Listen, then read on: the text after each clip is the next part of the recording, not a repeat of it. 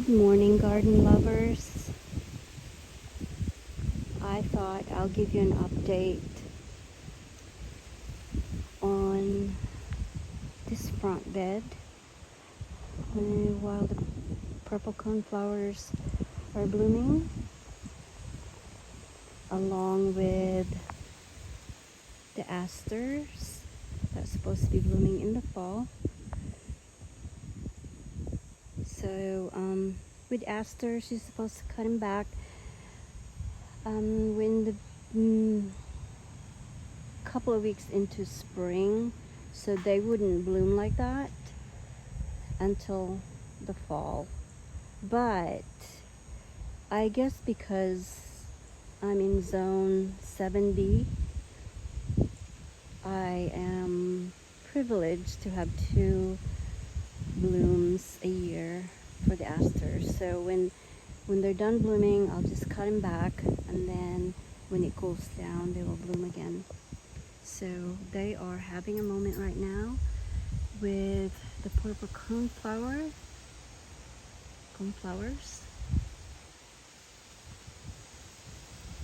and also with the lantana. There's only one bloom right now, but that whole bush is gonna be covered, and I hope soon. So the contrast with the pink, yellowish orange with the aster with the yellow center, it would be perfect. It would be picture perfect. So I'll do a video once that happens, and that should be in a couple of days. And so on the other side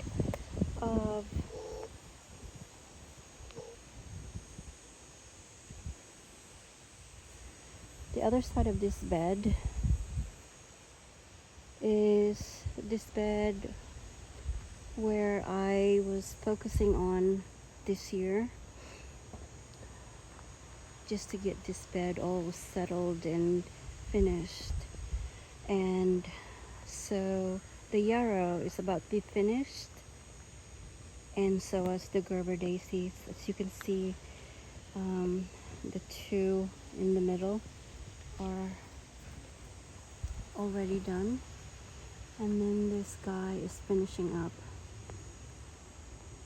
And also, if you remember, there was the campion rose was a little tall situation in the middle right there. And as I've said earlier, that scene right there will change as soon as the rose campion is done blooming, which they are, but there's a few left. So what I do is I just pull the whole plant out, and then there should be enough seedlings there for next year. And then the Melissa officinalis, or the lemon balm, they're about to bloom, so they're about to be cut back. Make some lemon balm tea. And of course the penstemon or beard tongue are already done. As you can see, they're inside the tomato cage. And then the one in the front, which is the pink variety. Okay, so nothing really has changed, like new plantings in the middle. That's where the rose campions were.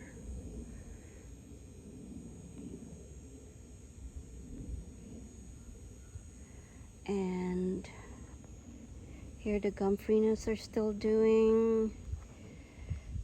And then the Bucovo geranium right there. And that should fill up next year and cover that whole spot. And also the zinnias that I purchased from a little nursery in when we went to Tennessee.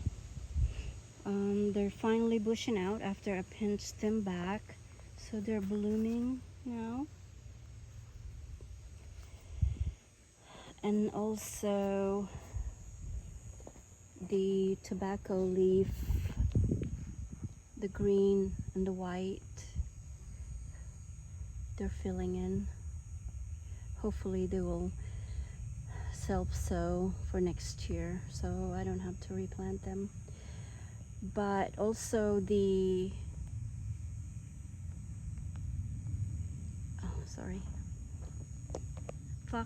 foxgloves. The foxgloves actually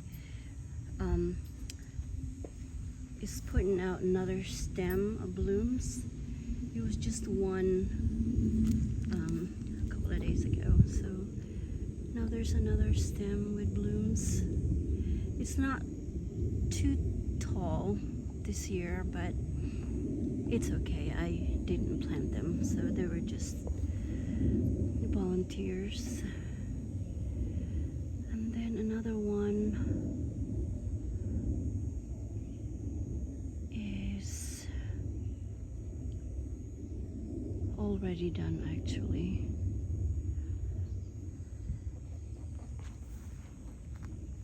So that's in the middle. And then I thrifted a couple of plants the other day for the end of season nursery sale, and I have two Veronicas, and they're that pink. One is kind of laying down right now. Like I said, they were like the leftovers from the nursery. So I got them for $1 each, and I got 6 plants that day. There's the other one. So I have 2 of those. I have 2 Gauras, and the other Gaura is there.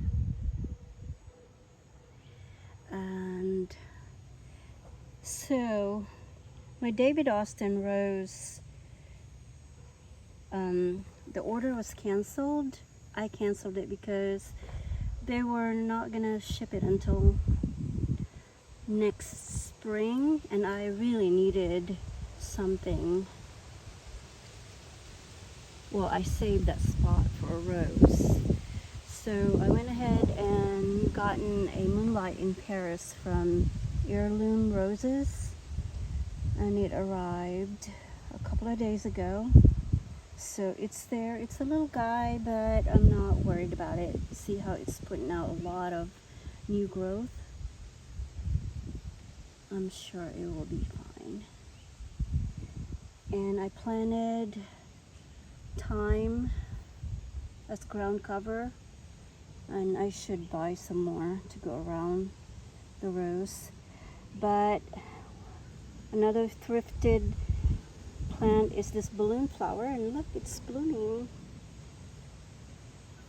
And I only got one because that was the only one left.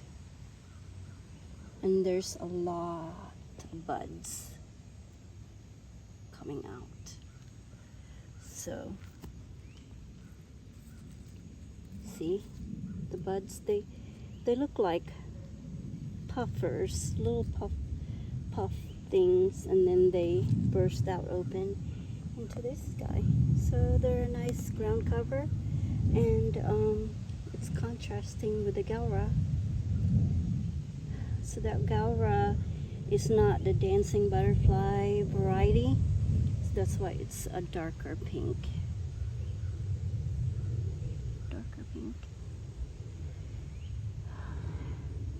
And so the sown zinnias that I didn't think was gonna happen because I disturbed the soil after I spread the seeds are finally, this guy is blooming.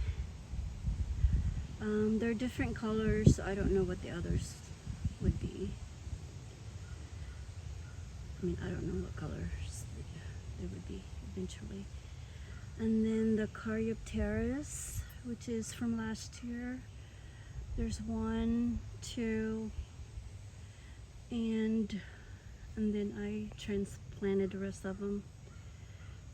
It was a big bush. It would actually grow about probably 3 feet, and then come spring they were just dead wood, and I thought it died, but it is spreading around, which I'm not complaining about that.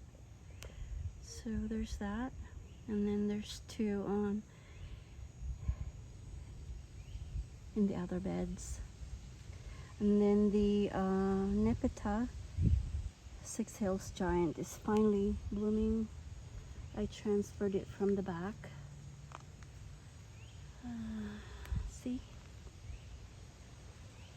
And that as well will fill in that area right there.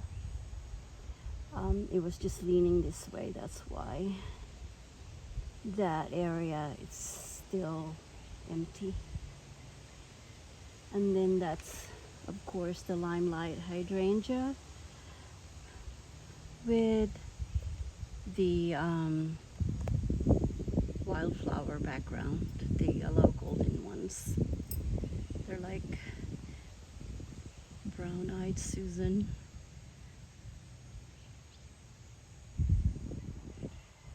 So, and then the purple flowers in this area. This is the pincushion, and then which I don't know why I only got 1, but I will definitely get some more next spring, or before that if I can find any more. And then the back, that guy, which I need to deadhead. The coloring is kind of interesting.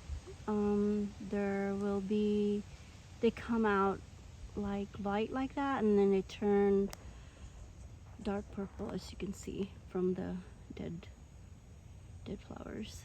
And then another one is in here, so they're doing great.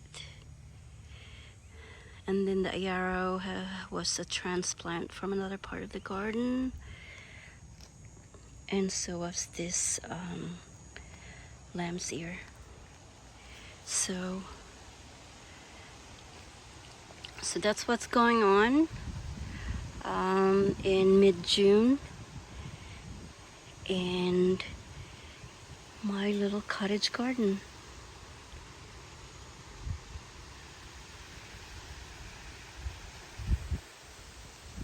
So hope you enjoy it, and if you did, please consider subscribing and giving a thumbs up to this video, and I'll see you in the next one. Bye.